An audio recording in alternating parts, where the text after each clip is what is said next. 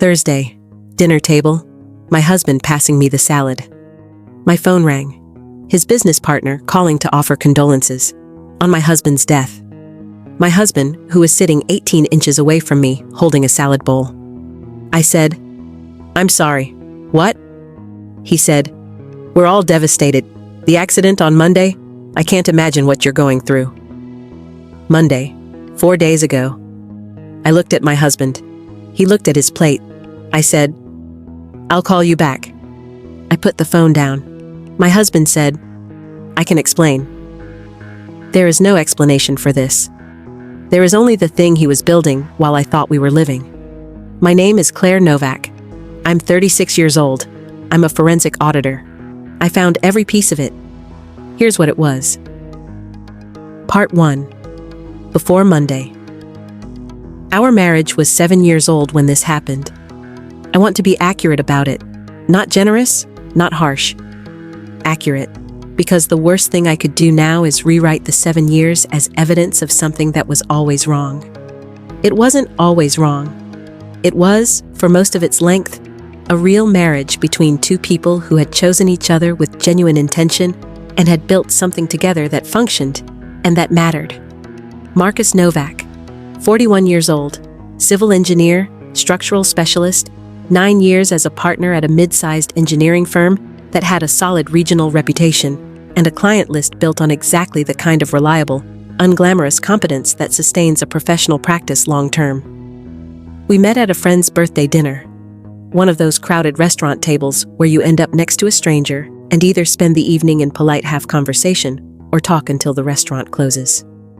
We talked until the restaurant closed. He was the kind of person who thought before he spoke. Not hesitation, not caution, but the specific deliberateness of someone who takes ideas seriously enough to consider them before releasing them into the world. I found it compelling. I find it compelling in people generally, and I found it particularly compelling in him. We were together for 2 years before we married. I was 31, he was 35. Both of us old enough to have had enough wrong relationships to know what the right one felt like in the specific, non-dramatic way it actually feels. Not like a movie, but like a decision that keeps confirming itself. The marriage had been good. I am keeping that sentence because it is true, and because pretending otherwise would be a kind of fraud, and I do not commit fraud. We had a house in the neighborhood north of downtown, a Victorian renovation that Marcus had overseen with the professional precision of someone who understood every structural decision and the personal investment of someone building the place he intended to stay. We had the routines of people who have built a shared life, who cooked on weeknights, who handled the accounts, who remembered which services needed annual renewal. We had the quiet, specific pleasure of a partnership that works without requiring constant maintenance. I did not know, in any of those 7 years, that Marcus was someone who could do what he did. I have since understood that this is the thing people most struggle to accept. Not the fraud itself, but the coexistence of genuine feeling and deliberate deception in the same person. That he could love me and also build what he built. That both things could be simultaneously true. They can be.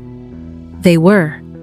Understanding this is not the same as forgiving it, but it is the truth, and the truth is what I work with. Part 2. The call. I sat at the dinner table after I hung up. Marcus was very still across from me.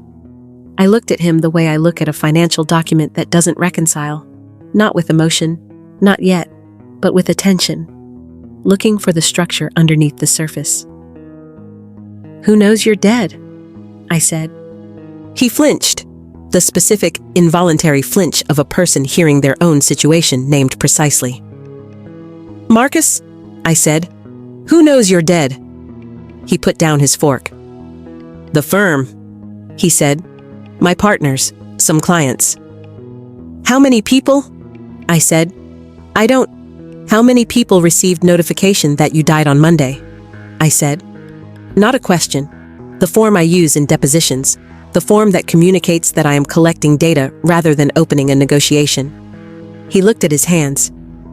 "Maybe 30, he said. I stood up. I picked up my phone. I walked to my office and I closed the door and I sat at my desk and I opened my laptop. I had been a forensic auditor for 11 years. I had spent those 11 years learning to reconstruct the financial reality that someone had worked to obscure. The skill is patience and sequence. You do not reach for the conclusion before the evidence is assembled, because conclusions reached before evidence is complete are wrong in ways that matter. I started at the beginning. I started working. Part 3. What I found. Night 1. The first thing you learn in fraud examination is this: a person building a deception leaves traces. Always. Not because they are careless. Most people who construct financial fraud are intelligent and careful. Because deception requires infrastructure. Infrastructure has a footprint. Footprints can be followed if you know what you are looking for and you are willing to follow them without flinching at what they lead to. I started with what I had access to immediately: our joint financial accounts. In the 14 months preceding Thursday, I found the following: a pattern of transfers from our joint investment account to a personal account I did not recognize. The amounts were $2,000 monthly, beginning 14 months ago, perfectly consistent and regular. The specific rhythm of someone who has learned that regular moderate transfers attract less automated attention than irregular large ones. The receiving account number was unfamiliar. The transfers were categorized in the transaction records as personal, a vague, permitted category that I had never previously had reason to examine. A second pattern: cash withdrawals from our joint checking account, between $800 and $1,200 per withdrawal, always on Fridays, always from branches in neighborhoods outside our own. The Friday timing and the branch rotation were both deliberate, distributed across the week's end when account monitoring is typically lowest, distributed across locations to prevent a single branch from developing a pattern flag. I added the numbers. Total transferred to the unknown account over 14 months, $28,000. Total cash withdrawn over the same period, approximately $16,000. Total, $44,000 removed from our joint accounts over 14 months. I looked at those numbers for a moment. Then I opened his email. I had his password. I had always had it. The specific mutual account access of a marriage that had believed in transparency and had maintained the architecture of transparency, even as, I was now understanding, the reality beneath it had been something different. He had a second email account. I found it because of something that had happened 8 months ago, and that I had chosen, at the time, not to pursue. He had accidentally forwarded an email to our shared household account and then deleted it within seconds. But the deletion had left a ghost, a half-second entry in the sent folder that I had seen and set aside. I had set it aside because I had trusted him, because the marriage had felt real, because sometimes you see an anomaly and choose not to audit your own life. I was auditing it now. The second account had been accessed from our home IP address, visible in the account's security log, which I reached via the password recovery function tied to a prepaid number I had never seen before. The account had been in use for 16 months. The inbox had 340 messages.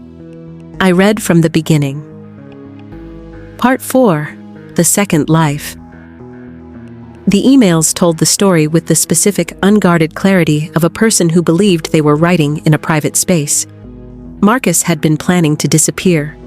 Not a foreign country, not a dramatic new identity. Something more sophisticated and more deliberate.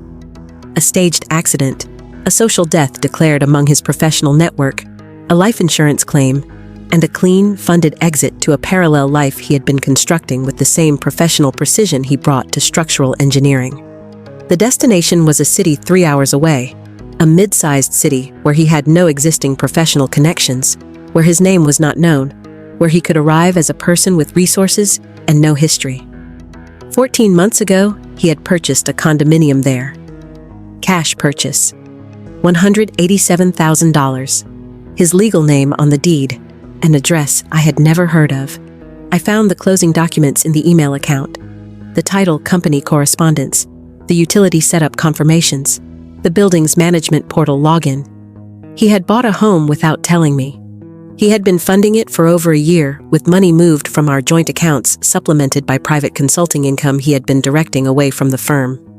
Money earned during our marriage that had never entered our shared financial life. I continued reading. There was a woman. Her name was Andrea. She appeared first 16 months ago. Initial messages casual and warm. The specific register of early correspondence between two people who are becoming important to each other. By month 4, the register had changed. By month 8, she was writing about our place and when you're finally here for good, and the domestic details of a shared future being planned with real intention. She was an architect in the destination city. She had met Marcus at a professional conference 14 months ago, 1 month before the condo purchase. She believed he was in the final stages of leaving his marriage. She believed the marriage had been over for years. She believed she was the person he was moving toward. She did not know he planned to move toward her by dying. I found the life insurance policy in a folder in the second email account. A policy taken out 22 months ago, 6 months before Andrea, 8 months before the condo. The sequence was important, and I noted it.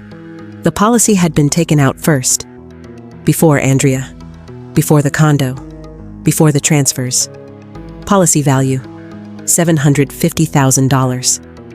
Beneficiary, Claire Novak. Me. He had taken out a $750,000 policy on his own life with my name on it before he had begun the exit. He had built the financial protection for my benefit before he built the exit for his own. I have thought about this sequence many times since. I do not know whether it makes it better or worse. I have concluded that it makes it more complicated, which is not the same as either of those things. I sat back from the laptop. It was 1:47 a.m. I had been working for 4 hours. I looked at the complete picture. The insurance policy, the condo, the transfers, the cash, the second email, Andrea. The social death declared on Monday 4 days ago, to 30 people. And then he had sat in a parking lot for 2 hours and come home, and passed me the salad. Part 5. The parking lot. I walked back to the kitchen. He was still at the table. He had not moved. The food had gone cold. He looked the way people look when they have been waiting for a consequence they know is coming, and are no longer performing anything. I sat across from him. The insurance claim, I said. Did you file it? No, he said. The announcement went out to 30 people, I said. You had the claim ready. Why didn't you file it? He looked at his hands, the specific posture of someone who has run out of managed responses and is left with only the true one. I drove to the insurance office Monday morning, he said. I had everything, the documentation, the accident report. I had prepared it for weeks. I sat in the parking lot for 2 hours. He stopped. And? I said. I couldn't make myself go in, he said. Because? I said. Because I kept thinking about you getting the call, he said. The call from the insurance company, or from Richard, or from whoever calls a widow? I kept seeing your face when you picked up, and I couldn't make myself be the person who caused that, even anonymously. I looked at him. But you had already sent the announcement, I said. The announcement was scheduled, he said. It went automatically. I had set it up weeks ago. When I sat in the parking lot, I couldn't unsend it. It had already gone. So you came home? I said. Yes, he said. And sat at the dinner table? I said. Yes, he said. And passed me the salad? I said. He said nothing. What was the plan? I said. When you came home, what did you think would happen? He was quiet for a long time.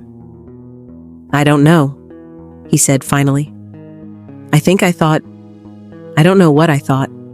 I think I was hoping the situation would resolve itself somehow without me having to explain.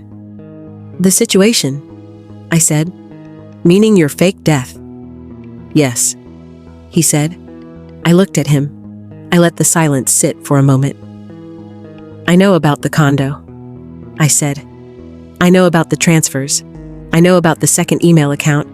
I know about Andrea. I paused. I know about the insurance policy you took out 22 months ago with my name on the beneficiary line. He went completely still. I know about all of it, I said. I've been in my office for 4 hours. A long silence. Okay, he said finally.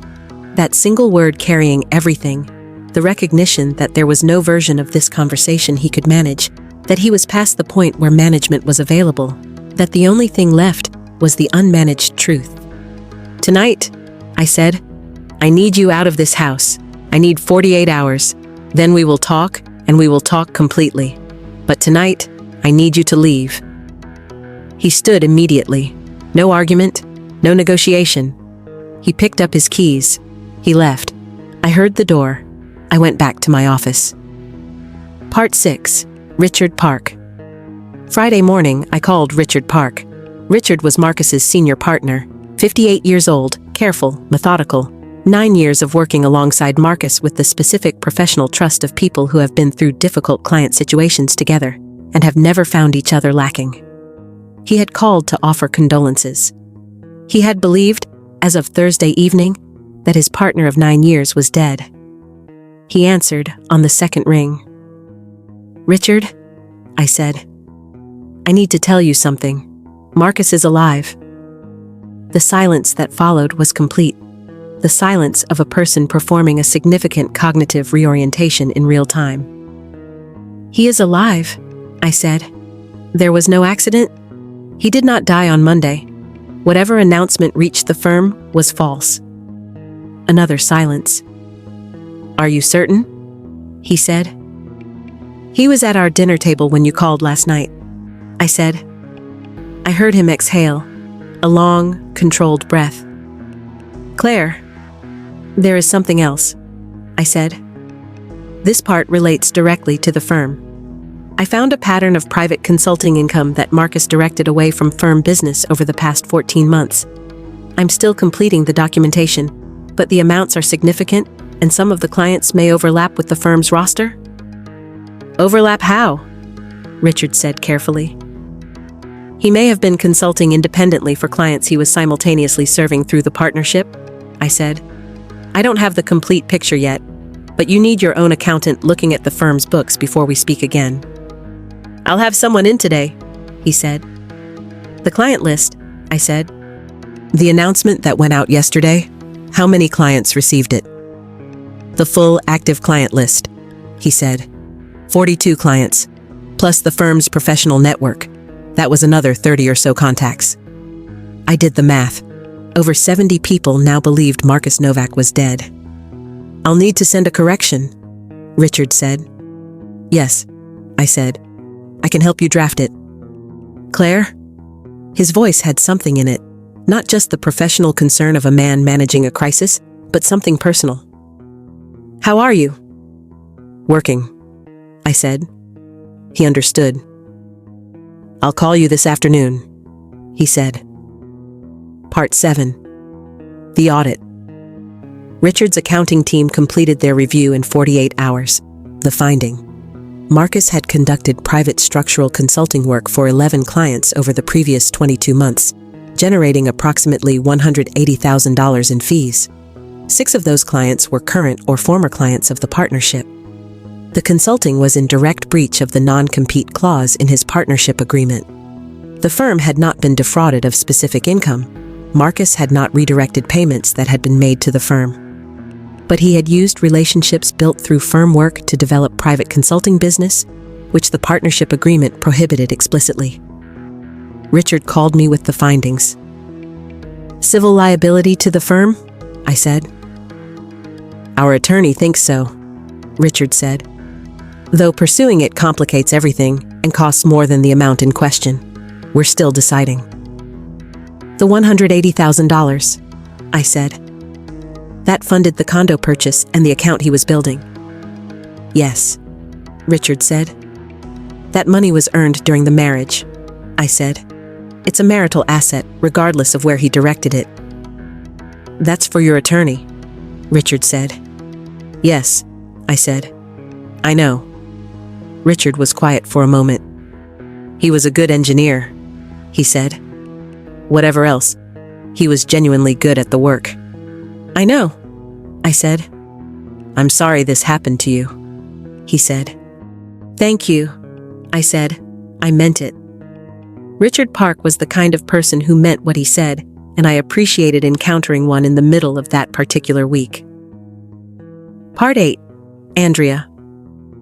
I want to be fair to Andrea because fairness matters, and because she was, in the most important sense, also a person who had been given false information by someone she trusted. I found her full name in the email correspondence.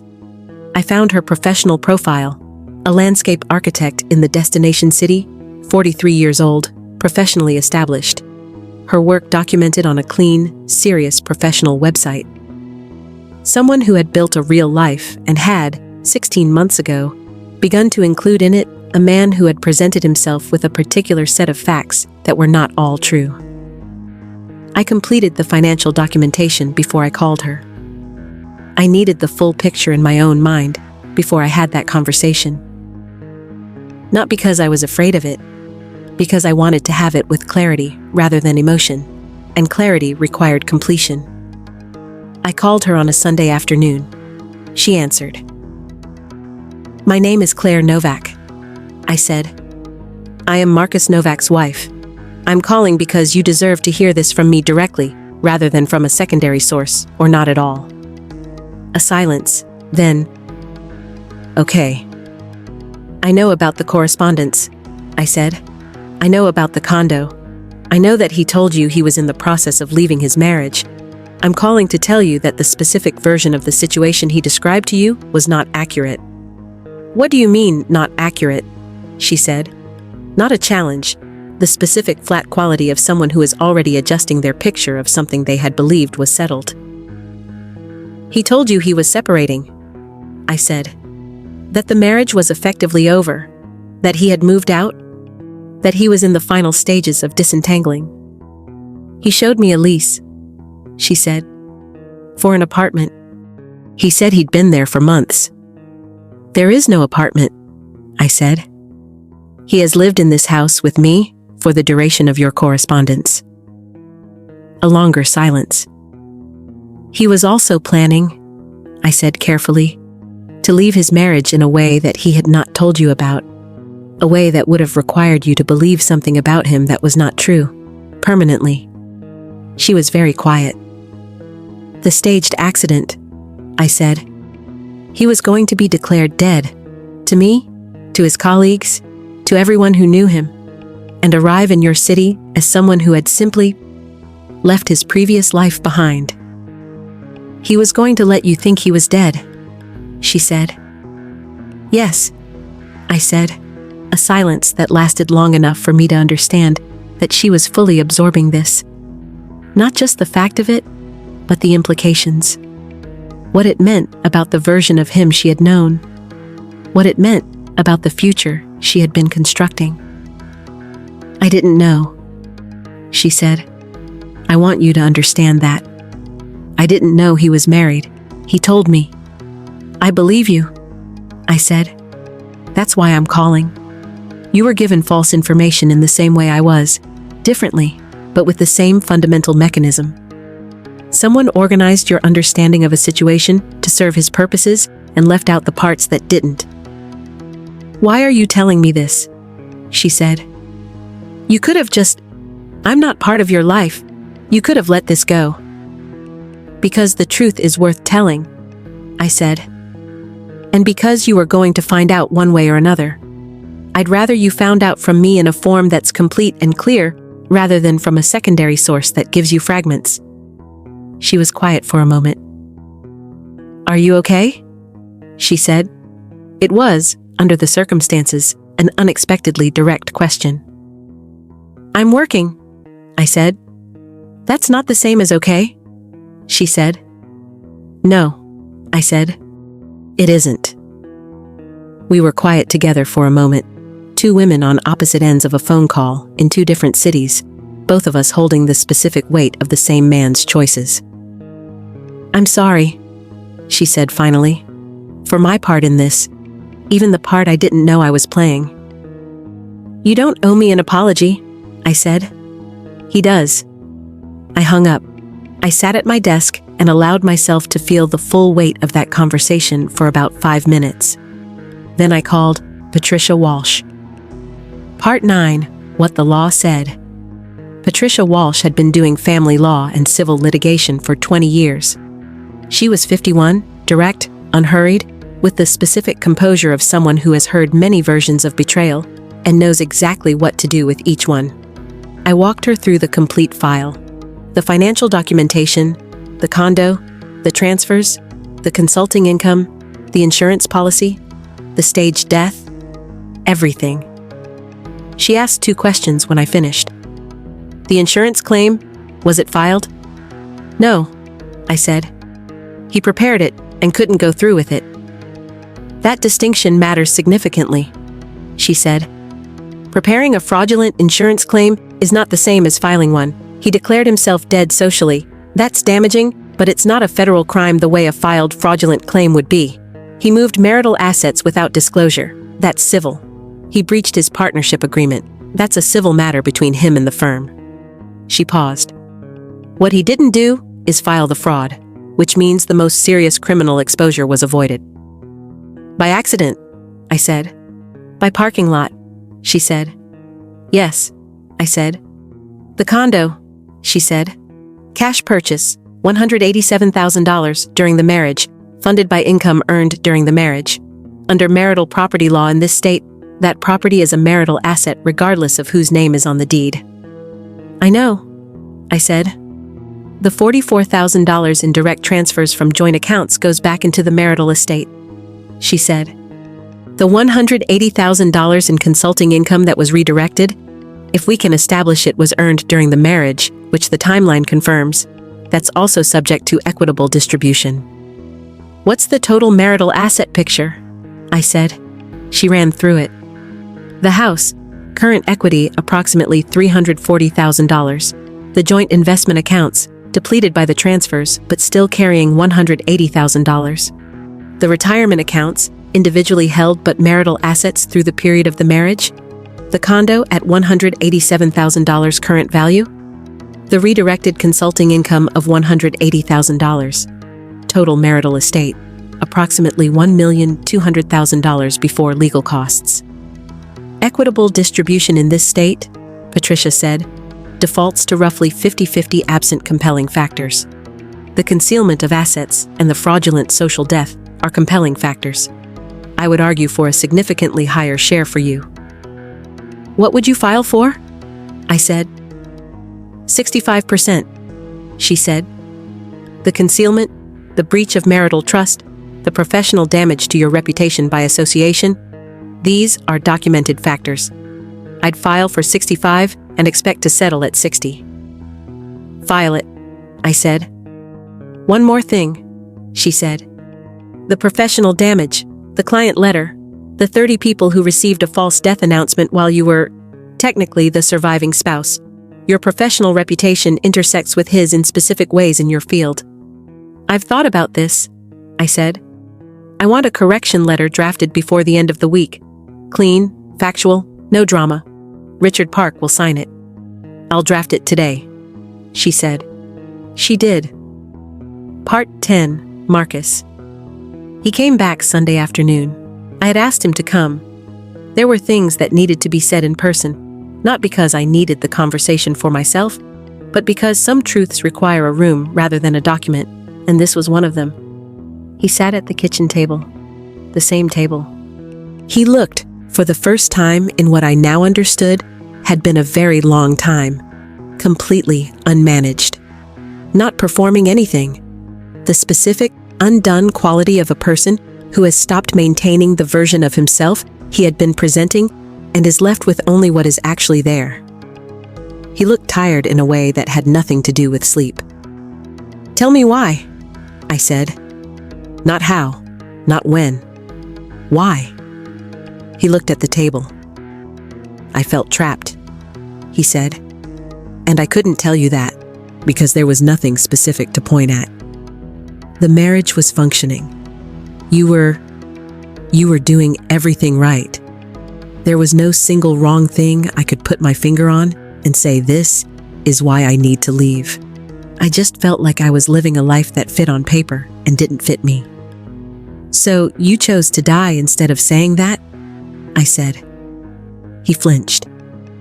I know how that sounds, he said. I don't think you do, I said.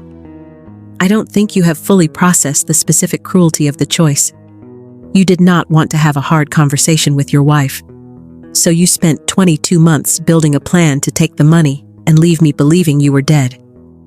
You took out a $750,000 policy on your life with my name on the beneficiary line. I looked at him steadily. At some point you thought, if I die, she will be financially secure. As if that compensated for the alternative reality in which I spent the rest of my life as a widow. He said nothing. The policy, I said. You bought it before Andrea, before the condo, before the transfers. You bought the policy first. He looked up. When did you decide? I said. Not to leave by dying. When did that become the plan rather than just the thought? He was quiet for a long time. There was a moment, he said finally. About 2 years ago. We were at dinner, a client dinner for your firm, I think, and I watched you across the table, and I thought, she has everything she needs. She has her career and her friends and her life. She would be okay. He stopped. That's when I started thinking about the policy. You watched me at dinner, I said, and decided I would survive your death better than I would survive your honesty. He closed his eyes. Yes, he said. That is not love, I said. I want to be clear about that. Whatever it was, and I believe some of it was genuine feeling, that specific decision was not made by someone who loved me. It was made by a coward who put his own comfort above my right to the truth about my own life. He said nothing. There was nothing to say. Patricia will be in contact with you, I said. I want this clean. I want it fair. The condo is a marital asset. It was purchased with marital income, and it will be treated as such. The redirected consulting income is a marital asset. The transfers come out of your share of the distribution. She'll walk you through the numbers. Okay, he said. I am not pursuing criminal charges, I said. The insurance claim was never filed, and the social fraud, while damaging, does not rise to the level I need to pursue criminally. I'm telling you this not as a kindness, but as information. He nodded. One more thing, I said. I called Andrea. Something moved across his face. I told her the truth, I said. Everything that was relevant to her. She deserved it. She was operating on false information the same way I was. Different false information, but the same mechanism. Someone managed her understanding of a situation to serve his needs. What did she say? He said. That's between her and me, I said. He nodded. He stood. He looked at me for a moment. The specific look of a person who wants to say something and knows there is no version of it that lands right, that every available sentence is either insufficient or untrue. He left without saying it. I sat at the table. I looked at the kitchen he had designed. The layout he had planned. The specific window placement he had argued for with the contractor because of how the afternoon light came in. The light was still coming in exactly the way he had planned it. The kitchen was still mine. The house was still mine. Everything he had built that was real was still here. Everything he had built that was false was documented, filed, and in the process of being resolved. That was the shape of it. Part 11, the resolution. The divorce took 8 months. Patricia was meticulous and efficient and worth every billable hour. She filed for equitable distribution citing the concealed assets, the fraudulent social death, the redirected marital income, and the professional damage by association. Marcus's attorney, a reasonable man who understood that his client had no grounds for aggression, negotiated without aggression. We settled at 62% of the marital estate to me. The condo sold in 11 weeks. The proceeds came to me as part of the settlement.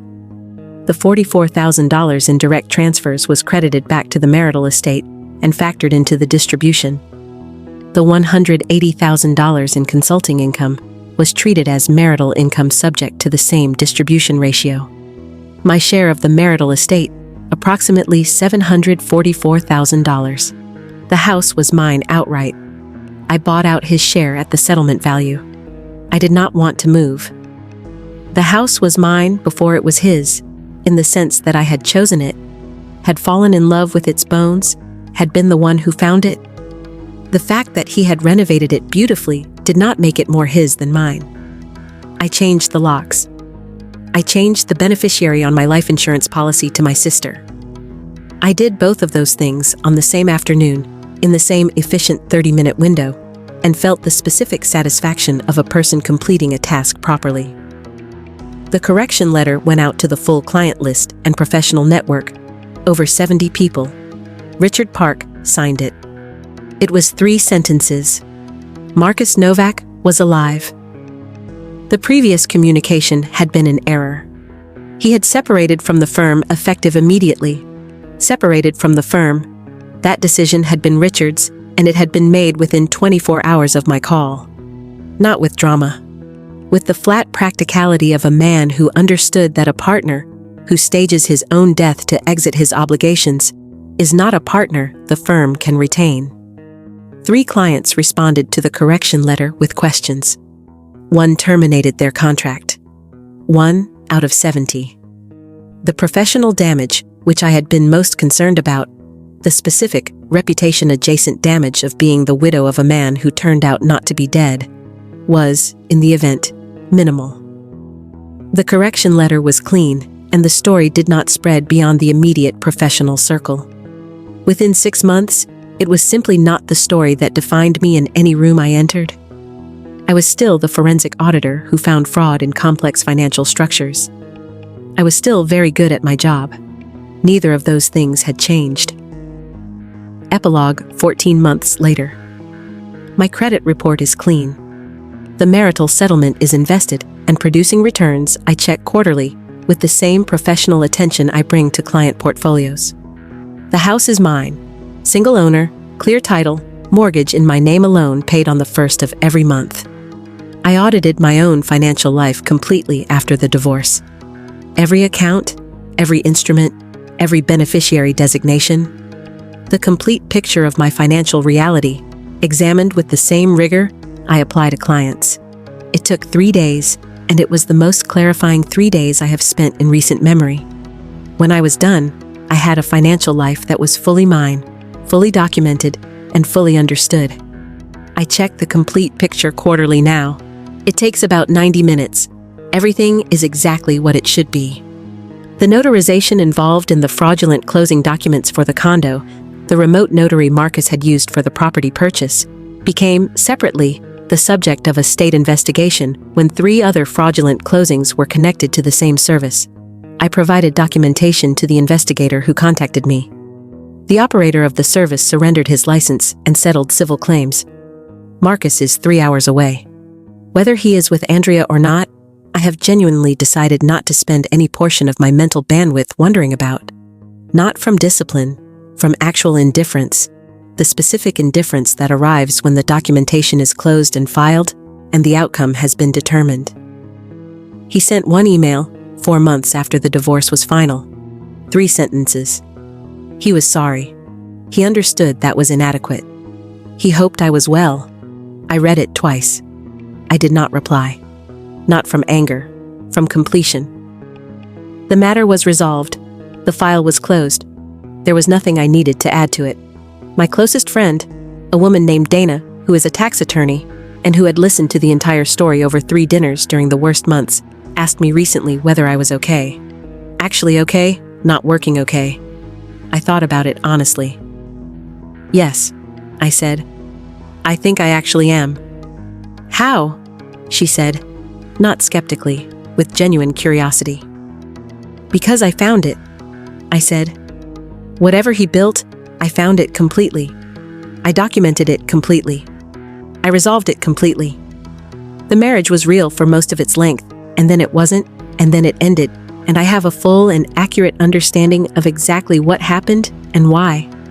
I thought about how to say it. That's the thing I need, a complete picture. Once I have a complete picture, I can work with it. She looked at me. That's the most forensic accountant answer to an emotional question I have ever heard, she said. Probably, I said. Is it true? She said. Yes, I said. It's true. It is true.